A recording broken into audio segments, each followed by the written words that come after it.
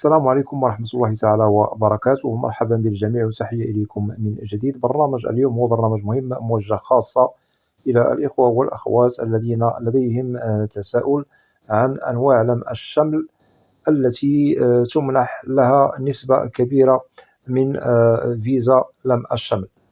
إذن هناك نقاط مهمة سوف نتطرق لها في البرنامج، ولا بأس إن استفدتم من البرنامج أن تقوموا بمشاركته مع الأصدقاء والأحبة، هذا كله لكي تعم الفائدة. ولا تنسوا أن تشتركوا في القناة. أولا نبدأ بأنواع لم الشمل العائلي، هي متعددة وسبق أن وضحناها عبر القناة. ممكن أن تقوموا للعودة لهذه البرامج وسوف تستفيدوا أكثر وأكثر، وهي محسوبة على الدائرة الأولى والدائرة الثانية.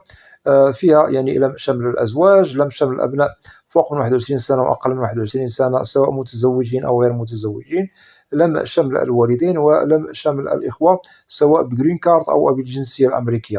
إذا التساؤل المهم الذي يطرح عن أنواع فيزا لم الشمل التي تمنح لها الفيز بشكل كبير وتتم إجراءاتها بخير وسلام.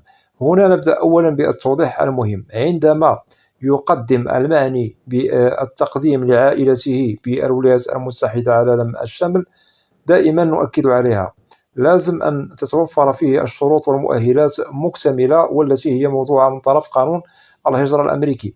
فإن توفرت الشروط مكتملة فإن الملف تتم إجراءاته بخير وسلام، وممكن نجاح الحصول على الفيزا بالنسبة للشخص المراد لم شمله إلى الولايات المتحدة تتم بخير يوم الموعد والمقابلة بسلام بدون مشكل، إلا في حالات استثنائية. أي ممكن في هذه الحالات الاستثنائية أن الفيزا ترفض للشخص المعني بالمقابلة في حالة مثلا لديه مشكل في السجل العدلي أو الجنائي الذي يخصه، أو يحمل مثلا مرضا ممنوع من الدخول إلى الولايات المتحدة، وهذا في حالات استثنائية للتأكيد للبعض فقط الذين هم مقدم لهم على لم الشمل إلى الولايات المتحدة. أما الأغلبية منهم يتحصلون على الفيزا، وسوف نجد بأن ملفهم خالي من أي عرقلة أو مشكل يسبب عدم الحصول على الفيزا. ننتقل إلى أنواع فيزا لم الشمل التي تتحصل أو يتحصل المعنيون بها عليها بشكل كبير وبفرص كبيرة ناجحة. نبدأ أولا بلم شمل الأزواج، أي فيزا الزواج. هذه الفيزا يتحصل عليها الأغلبية من هم مقدمون لزوجاتهم أو العكس. ونؤكد على نقطة مهمة، الأغلبية من تم لم شمل زواجه عن طريق غير الأجانب، أي الذين مقدم لهم عن طريق مثلا عربية مقدمة لعربي، هذه أو هذا النوع من الفيزا نجاحها كبير للحصول عليها، أي أنه ممكن التحصل عليها 100%. أما في حالة أنه الزواج عن طريق الأجانب، فممكن أننا سوف نجد بأن الحصول على الفيزا هو أقل مقارنة بفيزا لم شمل عن طريق زوجة عربية لعربي. ننتقل إلى المرحلة أو القسم الثاني، لم شمل الأبناء. هذا النوع من فيزا لم شمل الأبناء سواء فوق من 21 سنة أو أقل من 21 سنة، متزوجين أو غير متزوجين، سواء بالجرين كارد أو بالجنسية الأمريكية. كذلك هذا النوع من الفيز قد نجد صاحبوها أو المعنيون بالمقابلة يتحصلون على فيزا بشكل كبير. أتمنى أن تكون هذه النقطة واضحة. إذن للتأكيد من جديد، لم شمل الأبناء سواء فوق من 21 سنة أو تحت من 21 سنة، متزوجين أو غير متزوجين، سواء بالجرين كارد أو بالجنسية الأمريكية، هذا النوع يتحصل بشكل كبير على الفيزا. ننتقل إلى القسم الثاني وهو لم شمل الوالدين. كذلك هذا النوع من فيزا لم الشمل تمنح لهم الفيزا بشكل كبير، والأغلبية المقدمة لهم أي الوالدين يتحصلون على الفيزا بدون مشكل. ننتقل إلى القسم الرابع وهو لم شمل الإخوة إلى الولايات المتحدة. هذا النوع من الفيز كذلك يتحصل على الفيزا بشكل كبير، وهذا إذا أردنا أن نؤكد عليه في حالة أنه وجد يعني المهاجر المقيم بالولايات المتحدة والذي قدم لعائلته سواء لزوجته أو لأبنائه أو لآبائه أو لإخوته، يعني تتوفر فيه الشروط والمؤهلات المطلوبة، فإن توفرت فإنه والحمد لله سوف تتحصل عائلته على الفيزا بخير وسلام، ليس هناك من مشكل. إذا ننتقل إلى الذين ترفض لهم الفيزا في بعض الحالات للم الشمل. نبدأ بفيزا خطوبة أو زواج من طرف الأجانب، وهذه الفيزا ممكن أنها ترفض في حالات استثنائية، وهذا له مسبباته هي التي جعلت من المعني بالأمر أي المعني بالمقابلة ترفض له الفيزا يوم المقابلة، والأسباب هي متعددة لرفض الفيزا. هذا لا يعني بأنه لم شمل عن طريق الأجانب للشخص المراد لم شمله إلى أمريكا ترفض لهم كليا، بل فقط في بعض الحالات ممكن الرفض للمعني بالأمر. وبالطبع هناك أناس مقدم لهم على لم الشمل من طرف الأجانب قد تحصلوا على الفيزا بالنجاح، فقط نجد البعض منهم ترفض لهم الفيزا في حالات استثنائية، فإن وجدت أو وجد في الملف شرخ أو وجد فيه شوائب أو مشكل أو لبس إلى غير ذلك من العراقل، فضابط الهجرة بالطبع سوف يرفض يعني الفيزا للشخص المعني بالأمر. أتمنى أن تكون هذه النقطة واضحة. كذلك هناك من ترفض لهم الفيزا في حالة أنهم سبق لهم أنهم لديهم مشكل خرق قانون هجرة بأمريكا سابقا، وهذا في جميع أنواع فيزا لم الشمل بدون استثناء.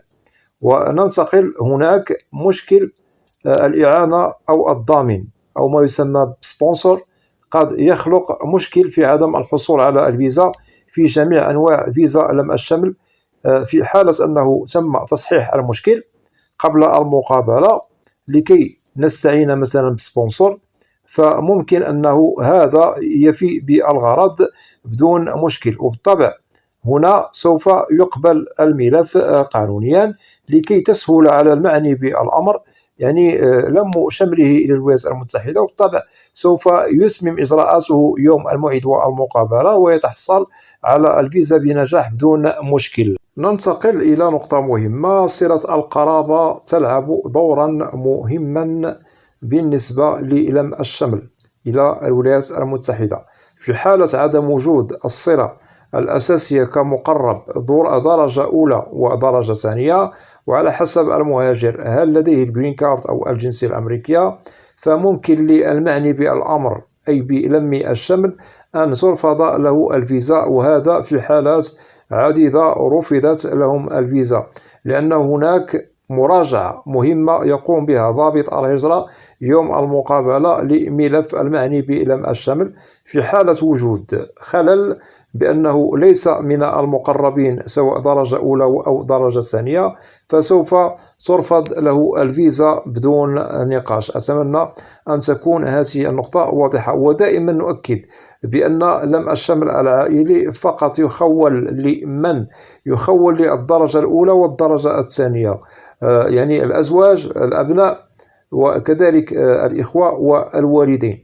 أما خارج إطار هذه الفئة أي الدرجة الأولى والدرجة الثانية فهو غير مقبول، رغم أنه ممكن أنه يصل إلى الإجراءات الأخيرة. بالطبع ضابط الهجرة يوم الموعد والمقابلة سوف يتحرى على كل صغيرة وكبيرة ويتحرى صلة القرابة للشخص المعني والمراد لم شمله للولايات المتحدة الأمريكية، فإن وجد بأنه بالطبع لديه صلة قرابة مهمة هنا سوف تمنح له الفيزا. أما في حالة أنهم وجدوا بأنه صلة القرابة هي بعيدة خارج إطار الدرجة الأولى والثانية، بالطبع سوف ترفض له الفيزا. أتمنى أن تكون هذه النقطة واضحة. وبالطبع هذا ساري المفعول على جميع أنواع فيزا لم الشمل العائلي إلى الولايات المتحدة. للخلاصة أغلبية الذين هم مقدمة لهم على لم الشمل إلى الولايات المتحدة يتحصلوا على الفيزا بدون مشكل إلا في حالات استثنائية. ووضحنا لكم هذا قبل قليل. بالطبع تتم إجراءاتهم بخير وسلام، ووضحنا لكم كذلك الترتيب الذي قمنا بإيضاحه لكم عبر البرنامج للذين تمنح لهم الفيزا من الأول إلى أن يصل إلى الترتيب الأخير. هذا ساري بالمفعول، وهو معمول به على جميع الفئات من أنواع الفيزا المقدمة للم الشمل العائلي إلى الولايات المتحدة الأمريكية. وبالطبع لدى جميع السفارات الأمريكية والملفات كلها لها دراسة تتبع مرحلة بمرحلة، خطوة بخطوة، إلى الوصول إلى الفئات التي تمنح لها الفيزا سنويا، والتي تسبق ولها الأولوية للحصول على الفيزا بشكل كبير كلم شمل عائلي إلى الولايات المتحدة. وأتمنى للجميع التوفيق في مراحل إجراءات المعاملة المقدمة لكم بالولايات المتحدة الأمريكية. وفي حالة أنه لديكم أسئلة تتعلق ببرنامج اليوم فمرحبا بكم جميعا، وسوف تجدوا يعني الإجابة عبر البرنامج المعروف بالقناة برنامج أسئلة وأجوبة، لأنني لا أستثني منكم أحدا. وبالله التوفيق. وأتمنى من الإخوة والأخوات الذين لا زالوا لم يشتركوا في القناة أدعوكم للاشتراك في القناة وتفعيل زر الجرس ليصل إليكم كل جديد. ولا تنسوا أن تدعمونا دائما بلايك لكي نصل إلى أكبر نسبة من المشاهدة. وبالنسبة للقناة محتواها كامل وشامل عن الهجرة والمهاجر إلى الولايات المتحدة الأمريكية بشكل عام وكتعريف. وأسألكم الدعاء، وإلى لقاء قريب بإذن الله، والسلام عليكم ورحمة الله تعالى وبركاته.